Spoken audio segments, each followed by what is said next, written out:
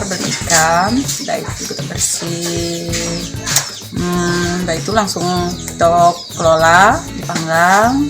Bumbunya itu sederhana, cukup cabai, bawang, asam, gula, udah itu kita langsung dipanggang.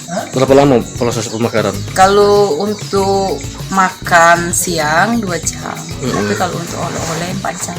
Istilah sigarulung apa dari awalnya? Sagarurung itu istilahnya karena ikan itu dibelah bokong, bumbunya itu di dalam. Jadi inilah dinamakan ikan sagarurung. Sigarulung itu istilah Pali ya? Iya, makanan khas Bali. Sejauh ini per hari itu berapa banyak gitu produksi? Ya minimal 30 kilo. 30 kilo. Kalau dijual eceran berapa sih kok? 20.000 satu. Di mana sudah pelanggan? Kalau sekarang alhamdulillah lah, sampai keluar Luar kota? iya, kita ke Jawa, Bandung.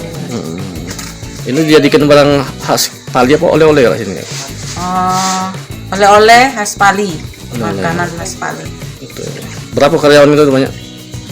10 10 orang itu ya. 10 uang. Berarti omset per bulan berapa dapat duit? Kalau lagi normal 4 jutaan.